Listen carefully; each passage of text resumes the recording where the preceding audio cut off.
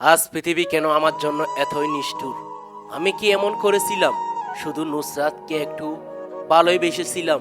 সময় যে কেন আজ আমাকে এখানে এনে দাঁড় করালো সে সম্পর্কে আমার কোনো বোধগম্য নেই। আমি তখন দশম শ্রেণীতে পড়তাম। আমার সাথে পড়তো নুসরাত। সে খুবই অমায়িক এবং সুন্দরী ছিল। তার সাথে আমার একটা ভালো সম্পর্ক গড়ে উঠলো। আমরা বেশিরভাগ সময় একসাথে সময় কাটাইতাম।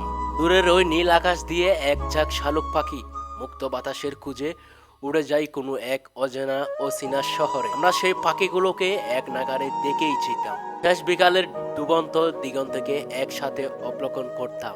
তার সাথে আমার এক অন্যরকম সম্পর্ক গড়ে উঠল। আমি তাকে অনেক বেশি ভালোবাসতাম। নুসরাতও আমাকে অনেক বেশি ভালোবাসতো। একদিন নুসরাত আমাকে অবগত করলো যে আমাদের এই সম্পর্কের কথাটা তার পরিবারকে জানাবে।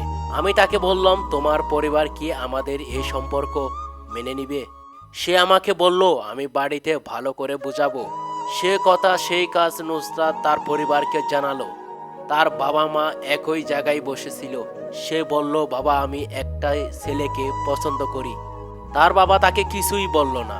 নুসরাত তার বাবার প্রতি খুবই খুশি, কেননা তার বাবা আমাদের সম্পর্কটাকে মেনে নিয়েছে। কিন্তু আসলে সেটা হয়নি। সেদিন নুসরাতের মুখ থেকে এই কথা শোনা মাত্রই তার বাবা আমার ঠিকানা জোগাড় করে আমার কাছে আসলো এবং আমাকে বাসা থেকে তুলে নিয়ে গেল। তার পিতা আমাকে তার পোষা গুন্ডা পান্ডাদেরকে নিয়ে মার দিল। ওই অস্বাভাবিক মার আমি সহ্য করতে না পেরে মানসিকভাবে সমস্যায় পড়ি। মানসিক ভারসাম্য হারিয়ে আমি পথে পথে ঘুরি। অপরদিকে নুসরাতের পিতা তার সাথে বলে যে আমি নাকি এই শহর থেকে চলে গিয়েছি এবং পরবর্তী নুসরাতের অনিচ্ছা সত্ত্বেও তার বাবা অন্যর সাথে বিবাহ দেয়। নুসরাত এখন ভালোই সংসার কাজে ব্যস্ত সময় অতিবাহিত করেছে, কিন্তু আমি এখন মানসিক ভারসাম্য হারিয়ে পথে পথে ঘুরছি। কয়েক বছর পর আসমাকা নুসরাত অবলোকন করলো যে কে যেন দেওয়ালের পাশে বসে গোটা দেওয়ালের গায়ে নুসরাতের নাম লিপিবদ্ধ করেছে। সে একটু লোকটার দিকে এগিয়ে গেল এবং সে দেখতে পেল সে ওই লোকটা আর কেউ নয়।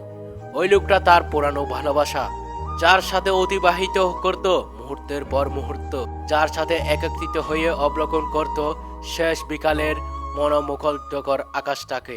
নুসরাত আমাকে জড়িয়ে ধরলো, কিন্তু এখন আমি আর কাউকে চিনতে পারি না।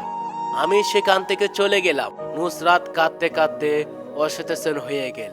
পরে যখন ওর জ্ঞান ফিরল, সে তার মায়ের কাছে জানতে চাইলো যে আসলে সেদিন কি হয়েছিল। তার মা তাকে সবকিছু বলে দিল। সেদিন তোর মুখে থেকে ওই ছেলেটার কথা শ্রাবণ করা মাত্রই তোর বাবা ছেলেটার কাছে গিয়ে তাকে বেদম প্রদান করে, যার কারণে সে পরবর্তীতে পাগল হয়ে যায় এবং তোকে অন্য জায়গায় বিবাহ দিয়ে দেয়। নুসরাত আজ কাউকে ক্ষমা করতে পারে না। আসলেই টাকা পয়সা অর্থ ঘটি না থাকলে ভালোবাসা মিথ্যা।